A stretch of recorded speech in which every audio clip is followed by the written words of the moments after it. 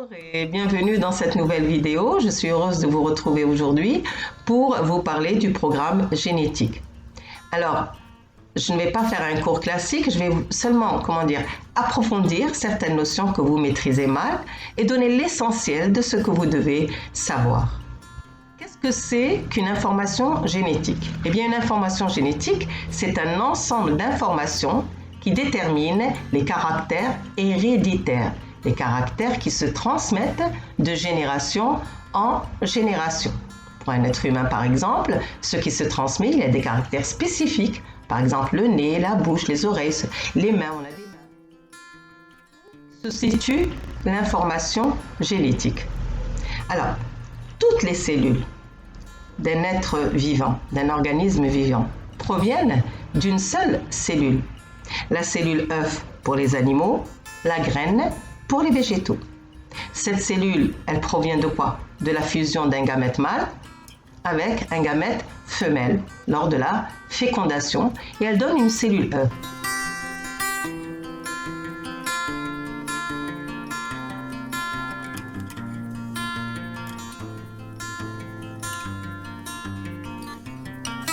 Et cette cellule œuf se divise de nombreuses fois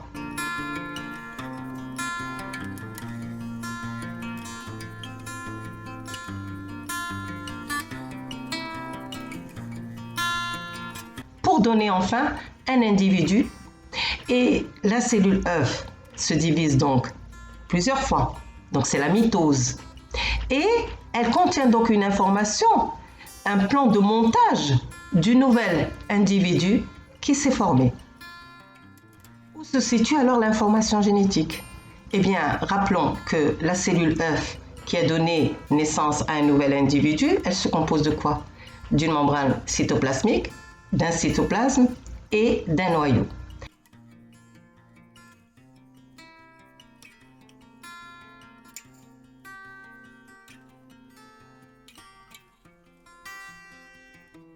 Que contient le noyau? Et où est située précisément l'information génétique? Eh bien, l'information génétique, elle est située dans les chromosomes. Les chromosomes sont le support de l'information génétique, mais ils ne sont pas visibles. Ils ne sont visibles que lorsque la cellule se divise. C'est-à-dire, ils ne sont visibles que lors de la mitose, et plus tard, vous allez voir aussi la méiose. Donc, quand une cellule se divise, eh bien, les chromosomes sont visibles. On parlera en détail des chromosomes plus tard, lorsqu'on étudiera la mitose.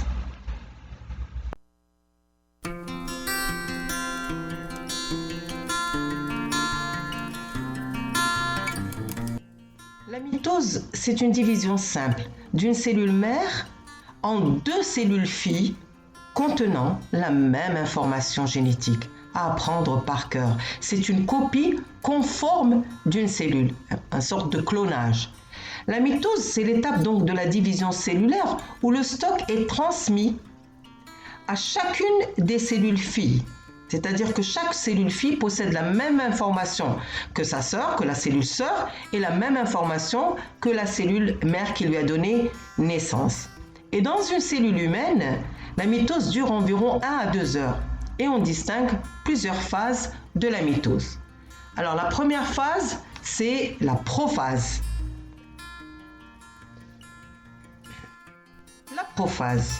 La chromatine commence à se condenser sous forme de filaments plus ou moins épais et la membrane nucléaire va commencer à se fragmenter, à s'estomper, à disparaître.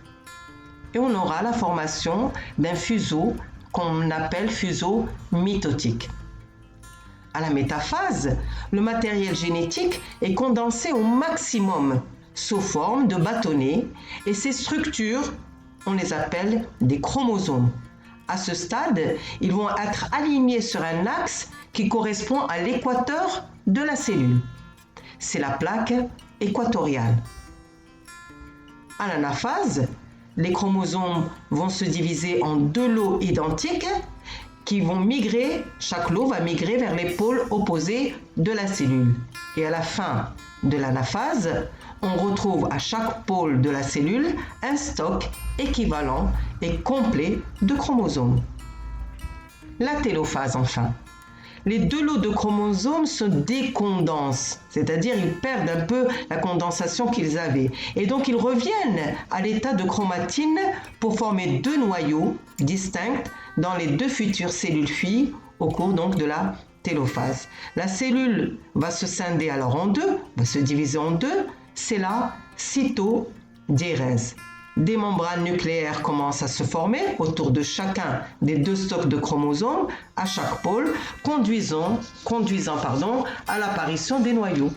Et les chromosomes vont alors perdre cette forme qu'ils avaient et retrouver leur organisation de départ.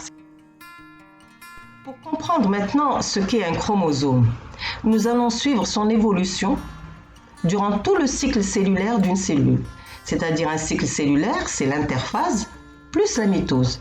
Nous allons essayer de comprendre un peu comment va évoluer ce chromosome depuis l'interphase jusqu'à la fin de la mitose qui est la télophase. Regardez bien.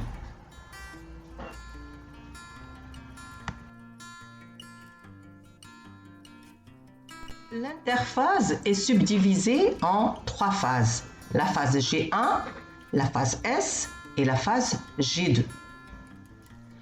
La phase G1. Chaque chromosome a l'aspect de chromatine filamenteuse. Et on a un nucléofilament par chromosome. En fait, cela veut dire que chaque chromosome est simple à une seule chromatide. À la phase S, on a un doublement de l'ADN, doublement du nombre des nucléofilaments.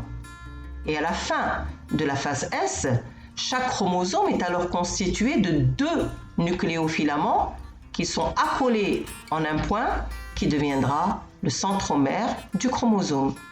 Ce qui fait qu'à la phase G2, chaque chromosome est double, formé de deux chromatides reliées par le centromère.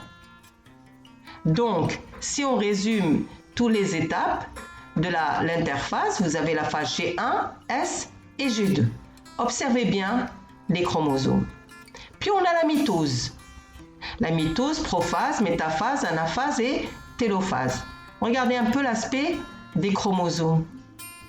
Eh bien, à la prophase, on a chaque chromosome va être condensé.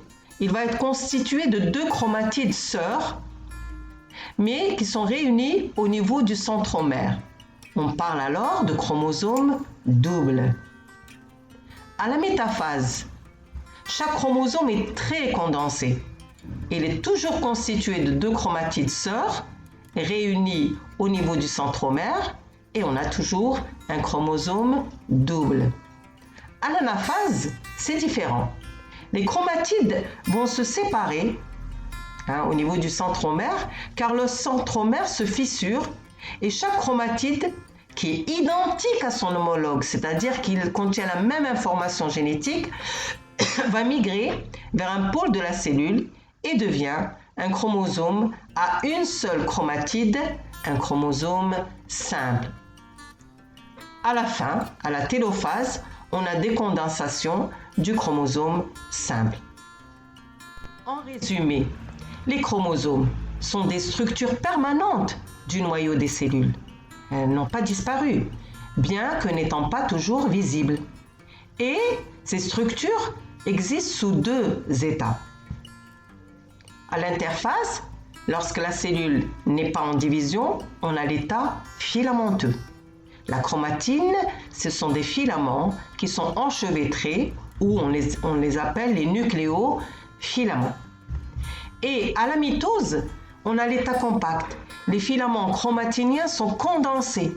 Ils atteignent leur condensation maximale, ce qui rend les chromosomes bien visibles au microscope, visibles au stade métaphasique, bien sûr aux autres stades aussi, mais au stade métaphase, c'est vraiment le maximum de condensation. Comment expliquer que les chromosomes ne sont visibles que lorsqu'il y a la division cellulaire ?